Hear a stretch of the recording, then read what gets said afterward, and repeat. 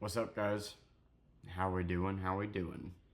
So I just watched Train to Busan, and boy, was it a banger! Let me tell you, a surprise-free movie that you can watch on YouTube. Pretty good movie. So I'm assuming if you're here watching a spoiler review that you've already seen the movie. So I'm trying to figure out the best way to break these down. Should I walk through and explain what the movie happens, or just give my opinion on it? And well, I guess I arrived to the conclusion that I'll do both. So, Train to Busan is a foreign film, first of all. I know that might turn off people right away. I myself, not a big fan of foreign films, but yes, I think this is a movie that is absolutely worth reading the subtitles for. There's another good show on Netflix, Everybody's Dead. I don't think that's what it's called. It's the foreign show where there's the zombies in a high school. I'm pretty sure it's Everybody's Dead or something along those lines. It's actually a really good show. I haven't gotten to watch the second season, but anyway, Train to Busan. Back on topic.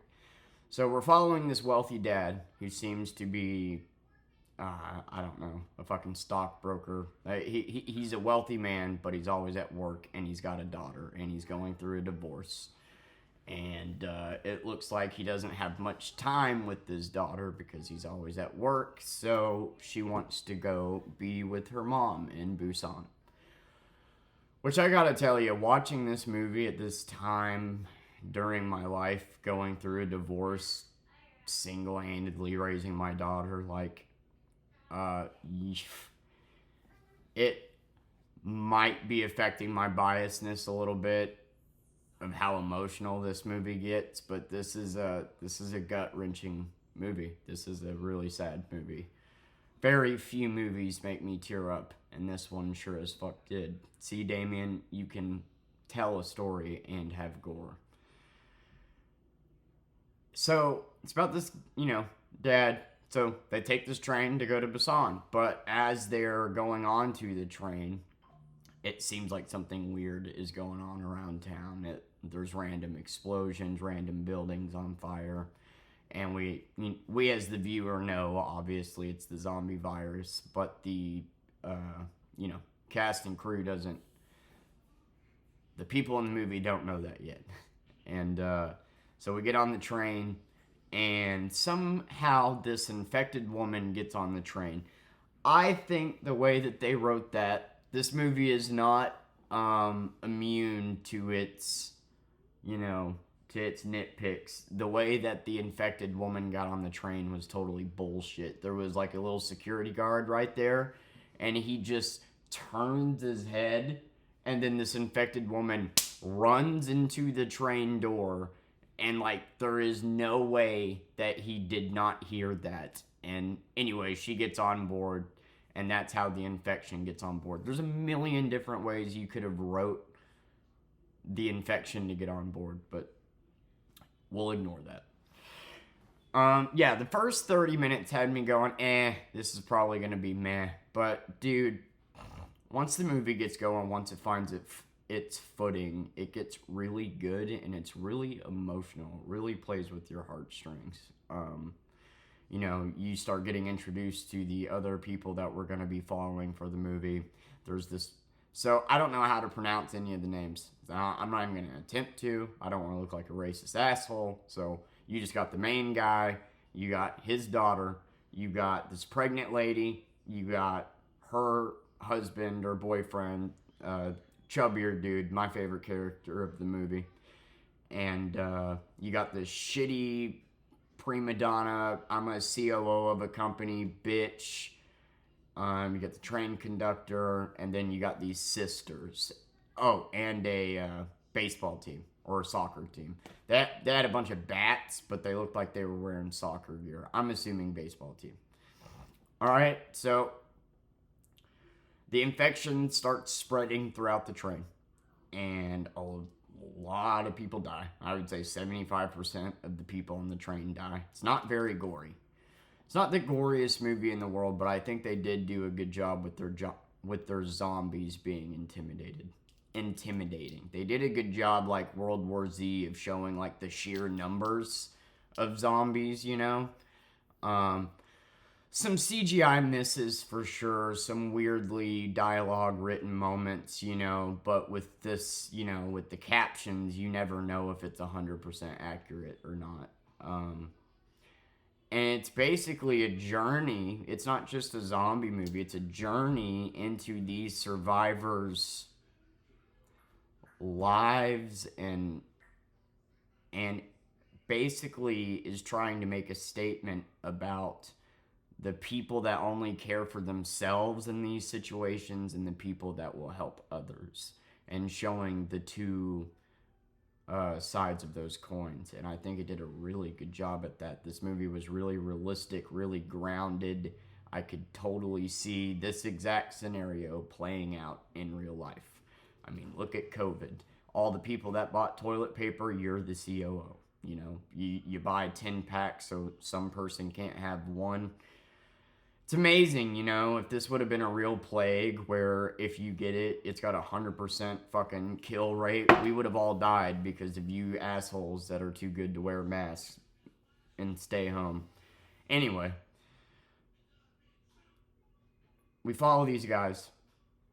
They basically lock the zombies in like the last 4 cars, and the zombies can't figure out how to open the door, so they're seemingly safe, and they're going to get off at a town that starts with a C. I don't remember what the fuck it was called or how to pronounce it, but that was the safety zone. By now, they've seen all this violence. There's a little TV in the train that shows basically what's going on in the country, and they now know what's up.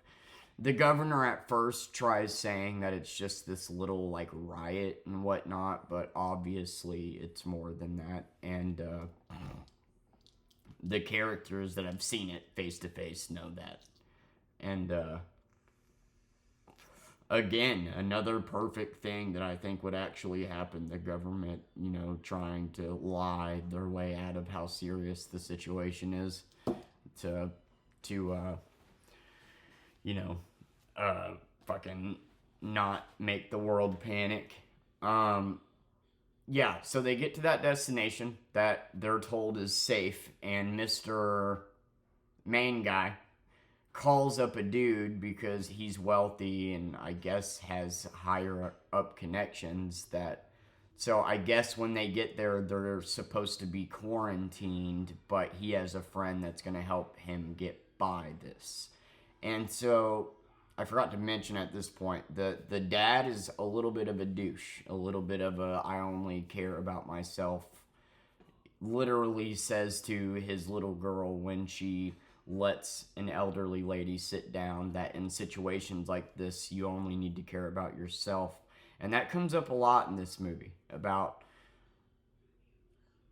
only caring about oneself and people that care about one another, and putting others before themselves being preyed on by those people. I think they did a really good job with that concept. That COO, I've never... God, man, I haven't watched a lot of movies recently, but dude, I haven't hated a lot of characters as much as I hated his ass, because he's the main antagonist of the fucking movie, not the zombies. A lot of the people that died wouldn't have if it wasn't for the COO.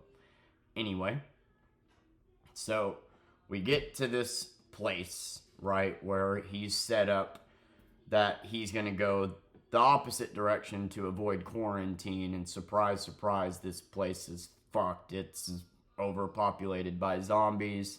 And oh yeah, during the train, before they got there, there's a part where the pregnant lady and the chubby dude that's with the pregnant lady are running away from the zombies, and the dad closes the door on them, and then the little girl opens it and let them in. So with good reason, the chubby guy and pregnant lady kind of don't like this guy, because they're like, hey, fuck you. You were just going to let us die. How dare you? But then this chubby guy, so we're in the station. We just now found out that the place isn't safe, and for whatever reason, the dad leaves his daughter alone for a second because he sees a military person, but he's actually a zombie. Just even still, even if you're running 10 meters away, you're facing a zombie apocalypse. My little girl's hand is not leaving mine at any fucking point. So like, he gets separated from her, and the zombies are about to attack her, and then chubby dude comes in and fucking hits one with a right shoulder and saves the little girl, and ironically ends up getting out the door and holds the door open for the dude, even though he totally did not do that for them. And once again, playing into that helping others role instead of just helping yourself. Like, they did such a good job of playing with your emotions with this movie. They really knew how to tell a story. This wasn't just a zombie apocalypse story. This was the story of people's will, of people's love for one another and willingness to help your fellow man, or your willingness to step on your fellow man to get ahead. And you get really attached to these characters. It's a 2-hour long movie, and yeah, so they get fucking chubby dude ends up being a badass, like, saves the daughter, but at this point, a lot of the passengers get split up. So most of them get back on the train in one area. The little girl and the pregnant girl and hobo dude that is from the opening credits. I forgot to mention the opening credits. They're kind of irrelevant, honestly. You got this guy driving a truck and he hits a deer, and then the deer comes back to life, showing something is up. And the hobo dude is the guy from the beginning. Anyway, where was I? Yeah, hobo dude, pregnant woman, little girl get split up from the chubby guy and the dad because they're sitting there holding this glass door shut, and then while the rest of the group is already back on the train. So the homeless looking guy, pregnant woman, and the daughter end up in a bathroom that's basically has zombies fucking pounding on it in the train, in a different car part of the train, while 75% of the survivors are in a different car part of the train, including the shitty COO and the conductor. And then you got the train driver driving the train, and yeah. So the chubby dude and the dad get onto the train. Oh, and one of the people from the baseball team survived. He's like the only survivor except for this girl that showed interest in him early in the movie before things went to shit. So out of the entire baseball team, you just got this girl and this dude, and left from the baseball team. And anyway, so he's with the chubby guy and the dad. They get back onto the train. You got 75% of the people that survived in the front of the train. You got 3 people locked in a bathroom. And then you got these 3 survivors, the main people we're following, in the back of the train. And they need to work their way to rescue the people from the bathroom and get into the main room. Oh yeah, and the sisters. There's 2 sisters that we follow. I forget about them. There's 2 elderly sisters that we follow, and they also get split up. And one of them are in the bathroom as well, and the other one is up with the 75% of the passengers. So basically, their plan is to just punch their way through at first, and the chubbier guy takes the lead, puts base back kid in the middle, and then puts the dad, the main guy, in the back. And the fucking chubby guy is just a badass dude. He fucking just goes through the cars and starts just beating the shit out of zombies. And they get to one card at a time, and then they pass through a tunnel, and once they do that, the zombies can't see them, which made me wonder if they can't see it. Like when the light comes back on, they know exactly where they are, so that makes me wonder if I thought for a moment that maybe they were blind, especially with their eye color, but I think they can see. They just got, not that good of vision and can't see in the dark, I guess. So they get to a cart, it's the last one, and they basically, there's too many zombies to just fight. And meanwhile, this is all happening. The baseball player is texting the cheerleader that's with the other survivors that, hey, we're coming. And the fucking CEO, the COO, COO. He's a big guy. He looks like a pig fucker, but he's a big guy. He's like, she gets all excited and says, hey, there's survivors on the train. They're coming to us. And then he's like, how do we know they're not infected? How do we know? We need to be locking these doors. How do we know? First of all, the transition from being infected to dead is pretty quick. Dude wouldn't be texting you, I think. A zombie. I've never heard of zombies being able to send text messages, so that's how you know that they're still alive. If by the time he gets to you, they're still alive from that text message, then obviously they're not infected. Like, I can understand the side of, I care about myself, I don't want to let these possibly infected people in here, but then there's also the side of, like, what if they're not infected and you're just killing people because you're unwilling to take the risk? And they get there. They have it fucking locked, of course. And that allows, there's a moment where the dad and the chubby guy are keeping a glass door closed. It's like partly open, and the chubby guy is trying to force it shut, while the dad that we've been following is hitting the zombies with bats so we can try to get that door shut. And then the dude from the baseball team is wailing on the door that the other survivors are in that's locked the door because of this COO. I want you to keep in mind that every action that happens from here on out is because of the COO's decision. He is basically a bigger threat than the zombies at this point. He's a fucking asshole. God, Alright, I won't spoil it. We'll get there. As my boy, who's been whipping ass this entire time, is closing the door, like I said, he didn't have a good relationship with this guy, because the first thing that the dad did is close the door on the pregnant woman and this guy at the beginning of the movie.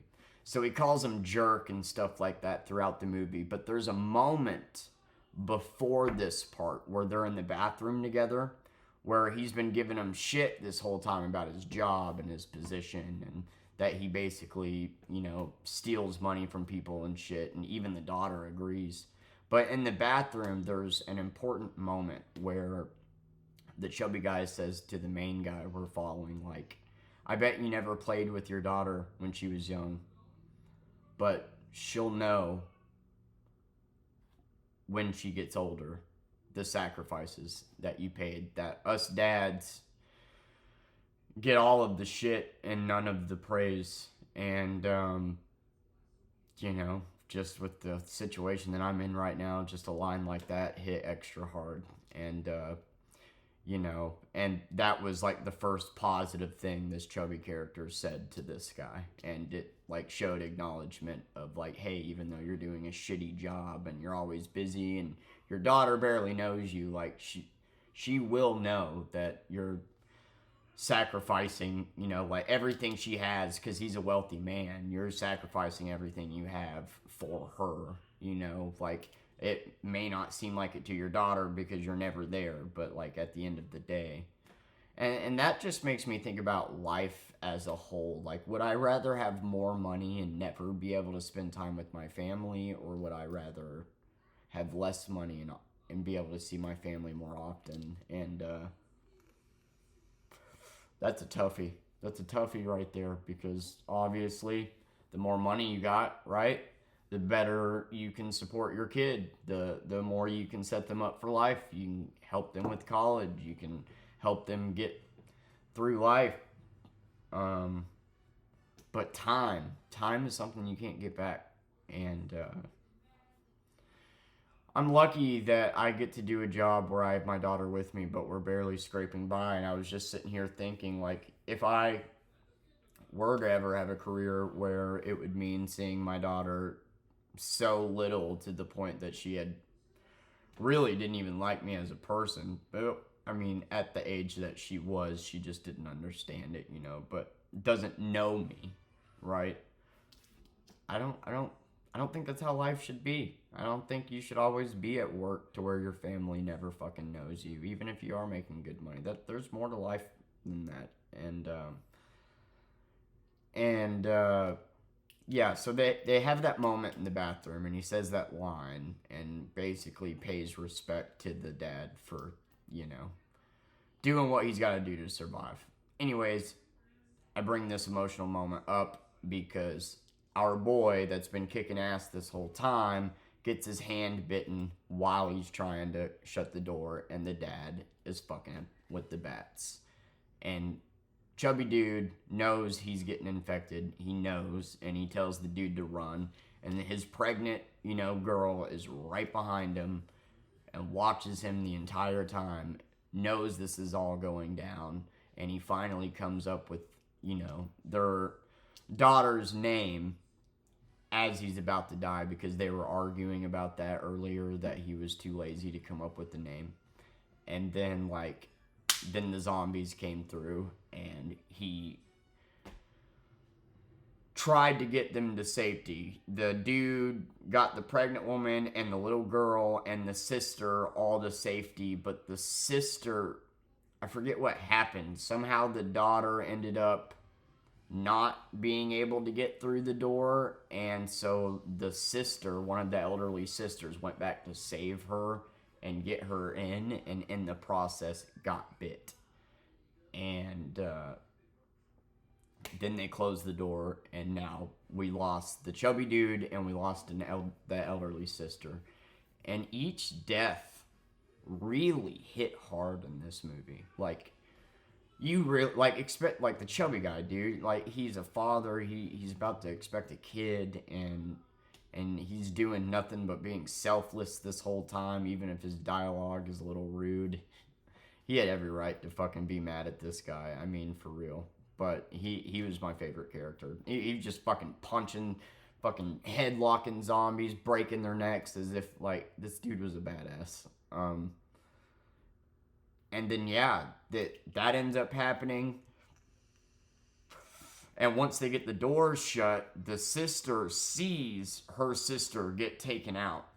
And she's just sitting there stunned, staring at the ground because she just watched her sister die. Meanwhile, our main character punches the COO in the face. Fuck yeah, he needed that. And then the COO stands up and says, "This guy's infected. You can see it in his eyes, even though you can't see shit and can clearly tell he's not." And then the entire cart says everybody that just came into the room needs to exit into that room. And they start screaming at them to get out, even though it's a pregnant woman, a child, a dude. It just did such a good job at showing, I think, how realistic shit is. Clearly these people aren't zombies. If they were infected, they would have turned by now. But nope, you're just kicking them out because you're selfish assholes. Anyway, the sister, one of the most tear-jerking moments to me, I don't remember exactly verbatim what she says in her speech, but she's sitting there after watching her sister die, and she said, "Why did you do that, you idiot? You always put others before yourself, and where did that get you?" And then it shows her dead, and God, that's another line that just hits so hard, and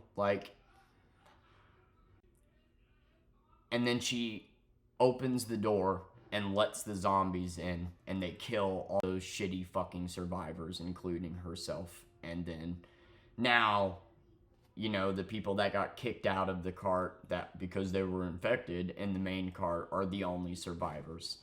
Until we find out that COO and one of the train conductors is alive in the bathroom.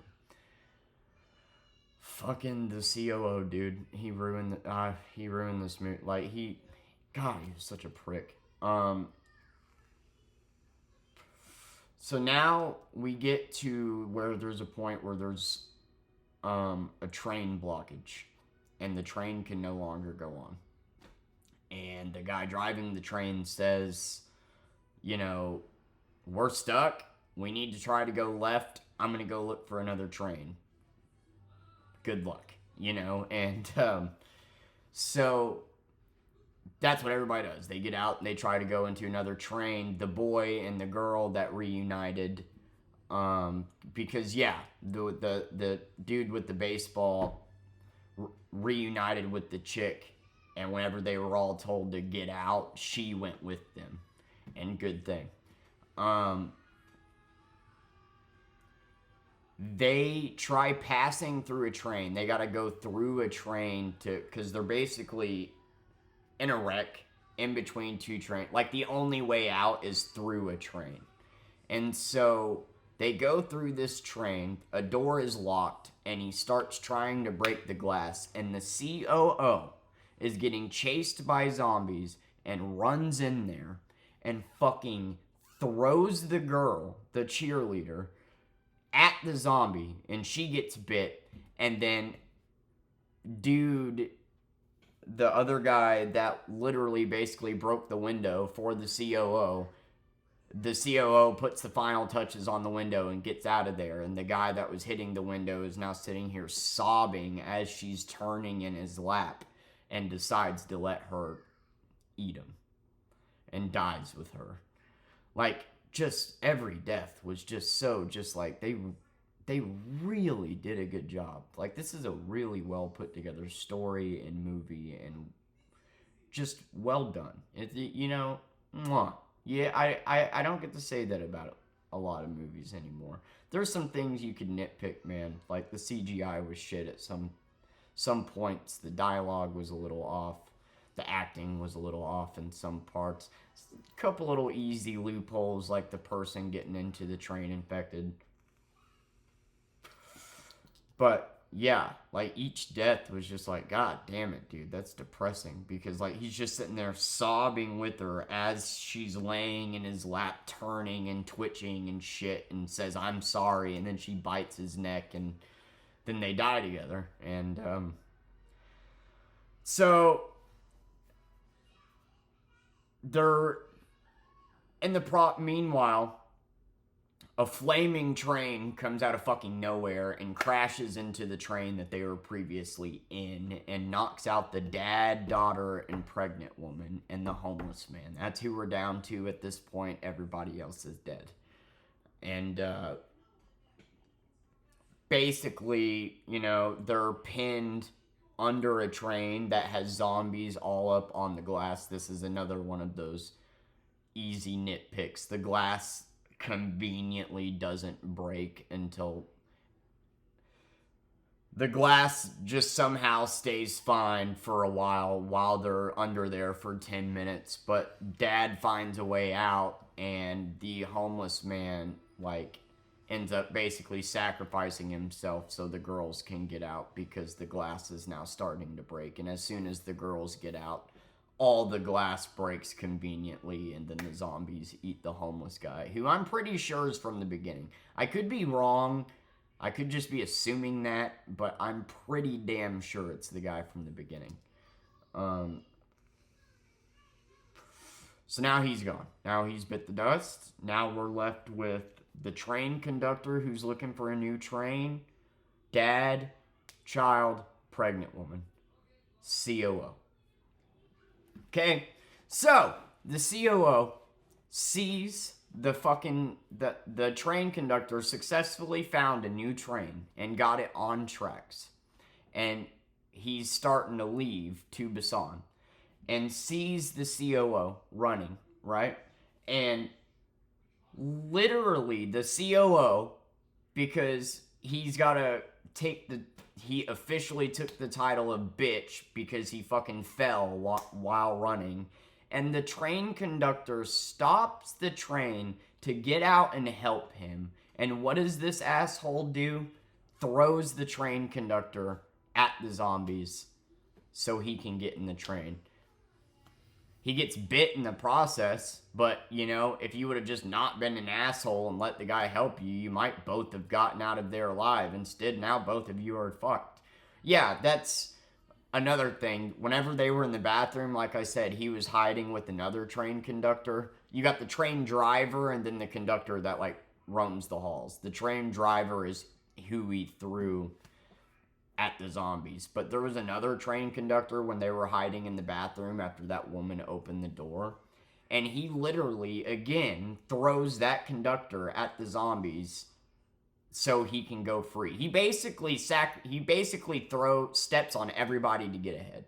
And he gets bitten in the process. So the dad, the little girl, and the pregnant woman are now running after the train. And they get on it. But a zombie catches onto it. And then hundreds of zombies start fucking grabbing onto it and slowing the train down. So the dad's got to go down and stomp on their hands until they let go, which they finally do. And then the COO is there in the fucking train driver's seat, turning into a zombie.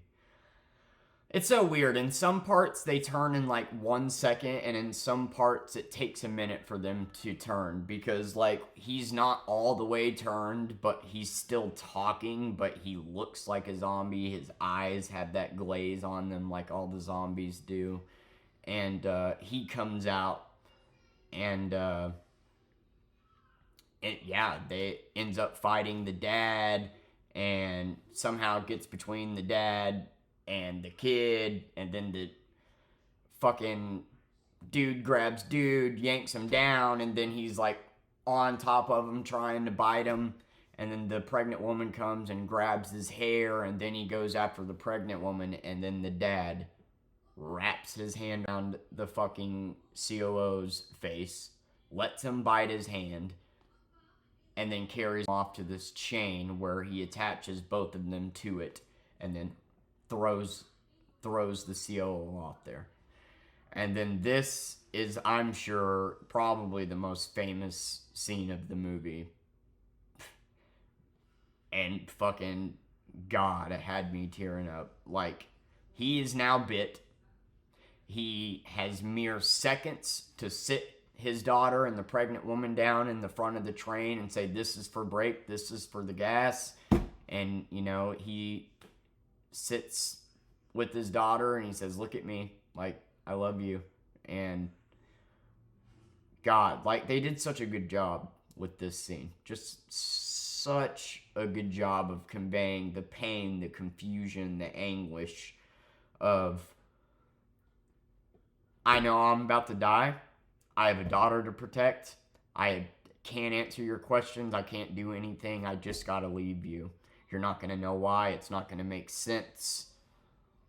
But I did it for you. And I got to go. And the part where her little tiny hand is like grabbing his shirt. And he has his hand on her hand and has to rip it off and run away. Dude, that shit. That like, I was just imagining that tiny hand, dude. When you become a parent, like, I don't know if I'm biased towards this movie because I'm a parent. I don't know if it would have emotionally affected me as much if I wasn't or not, or if they just did that good of a job at conveying these characters and making their deaths matter. But it was a very touching scene, and you know, he sits there and he says that he loves her and goodbye, and tears her hand off of his sleeve so he can run out of the train. And then he sits there on the back of the train as she's screaming, and he's fucking sobbing while he's running away from her, just full on sobbing and crying. And then as he's sitting there transforming into a zombie, he's having glimpses of her being born, and smiles and jumps off the train. And God, man, this is a Very emotional movie. And anyway, the train comes to a stop. There's a tunnel. They're walking. It turns out it's Busan. You got two soldiers that are sitting there pointing at them, and their sergeant, is over the fucking whatever you call it, walkie talkie, saying, are they infected? And it's too dark for them to be able to tell. So they say, I don't know. So the motherfucker says, kill them, which they're about to do. And then the daughter starts singing. And she starts singing the song that she had sung for her recital that was touched on in the movie earlier. She was saying the song at her recital for her dad, and her dad wasn't even there, but he watched a recording of it anyway. Because she started singing the song, that told them that they weren't infected, and they went and got them, and they survived, and that's the end of the movie. Yeah, that's how you tell a story, man. That zombie movies have been done a million times over. I didn't really realize what I was clicking on here. I found a hidden gem, Especially with, I'm not going to say foreign films are bad. I'm not going to say that. I'm just going to say I'm a lazy American that doesn't like reading subtitles. So even if a foreign movie is good, I usually don't check it out just based off that fact alone.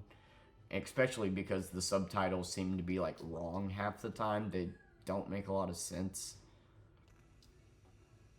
Look at fucking, what's the show that got really popular on Netflix? God damn it. Squid Game.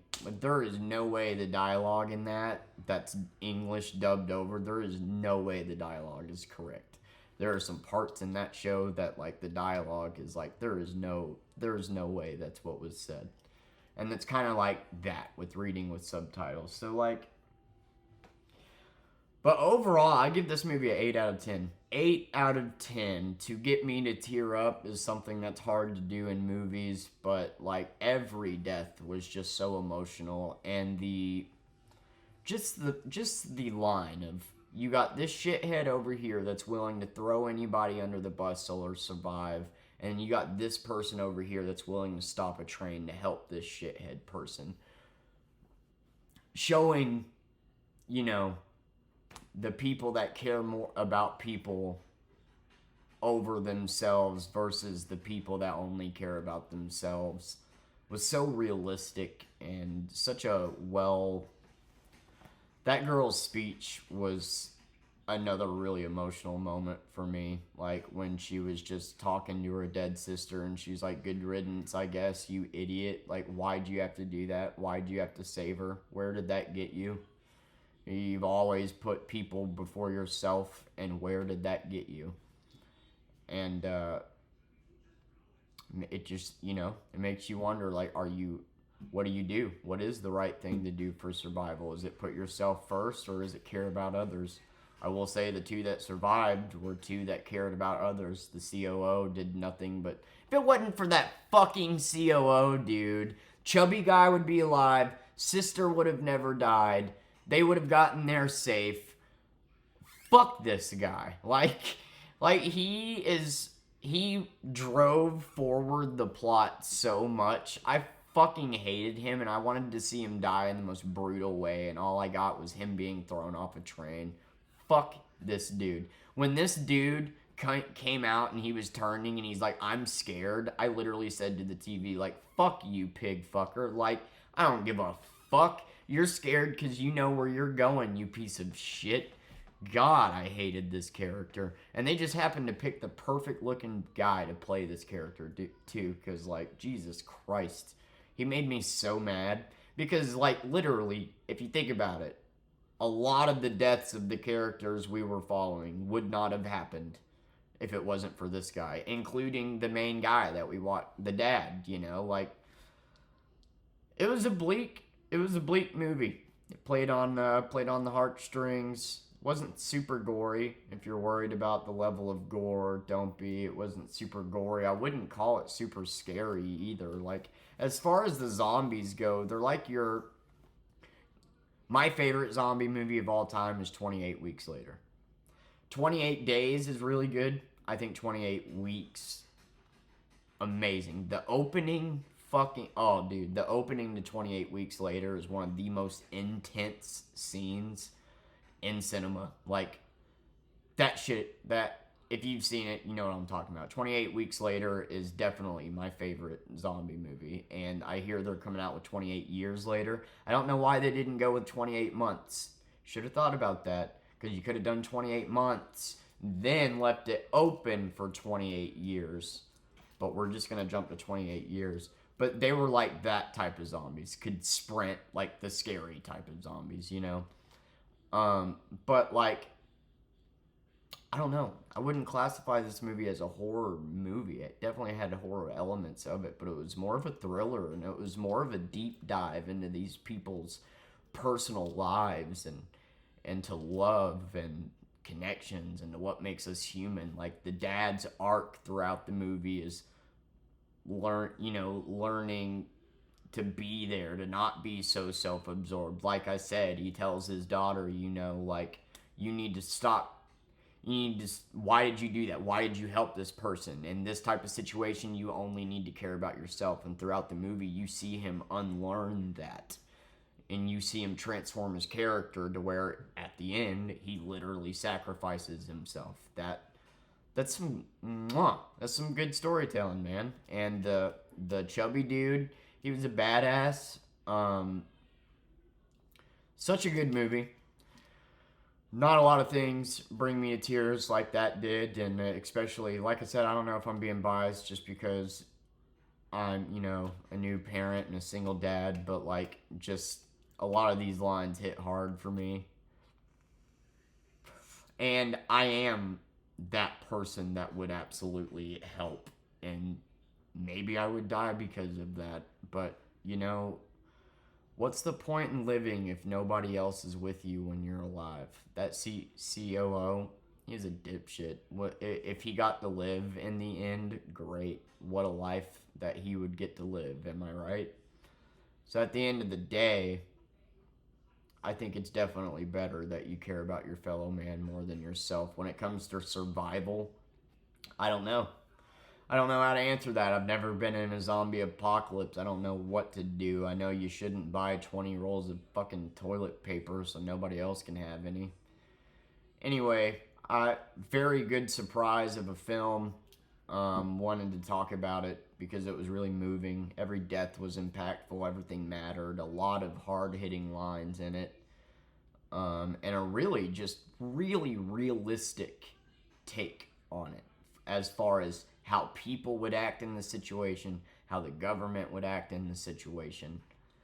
God, man. And the scene where the dad has to kill himself and knows it and has to sit his daughter down and say goodbye and forcefully rip her hand off of him so he can go run away and sob. That shit. And then he's sitting there thinking about her being born as he transforms. Fuck, dude. That's how you get emotions out of people. And, everybody goes to the movies for different things. Maybe you don't want an emotional roller coaster, but, like, I don't know. I would say this was a better movie than Terrifier, absolutely. I wouldn't say it's as scary as Terrifier, no. You got me there, Damien. It's not as scary, but just, if you're making a compilation of kills, you win, Damien, but you're making a movie.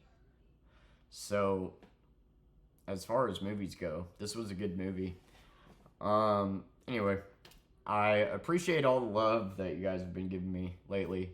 And it seems like the more I talk about, I don't know, my personal issues or stuff like this, the more people tune in instead of me talking about politics.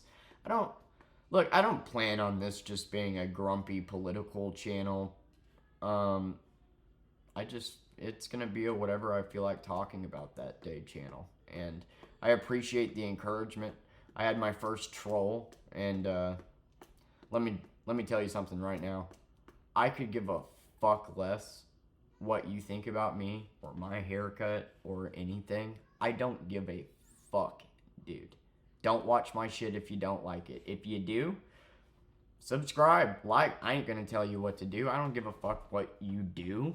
If you enjoyed this review and you want to see more movie reviews and more of my personality, then go ahead and subscribe if you want to. If you don't, that's fine too. But if you're gonna fuck with me, just know that I could give a fuck less about a stranger's opinion of me, and you can eat my taint and get back to swiping your daddy's credit cards. Because my God, I can rip a. I'm not going to fucking reply to trolls. I'm just not gonna do it. I replied to this one earlier just because, you know, it was low hanging fruit and I knew I could disembowel him pretty easily. So, like, but when it comes to, like, people just being unnecessarily mean for no fucking reason, get bent. I don't give a fuck. I'm not going to give you the time of day. But go ahead, do keep commenting on my stuff because that does help with the algorithm. So, thank you. Anyway, thank you for watching and the support. Yeah, duh. Is this movie worth checking out? Absolutely. Thumb stamp approved. If you got a spare 2 hours, don't let the fact that it's a foreign film deter you. You know, if you're somebody that doesn't like reading subtitles, don't let that ruin it for you. It really is something worth checking out. It's free on YouTube and it's in good quality. And yeah, I absolutely think it's worth checking out. I don't think it'll be a movie that you'll want to watch over and over again. Because a lot of it, you know, there's just certain movies out there that once you know how it goes, you don't necessarily want to watch it again.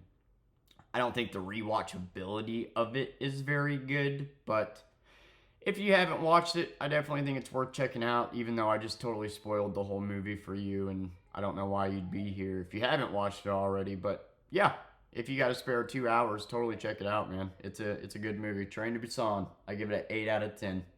Thanks for watching.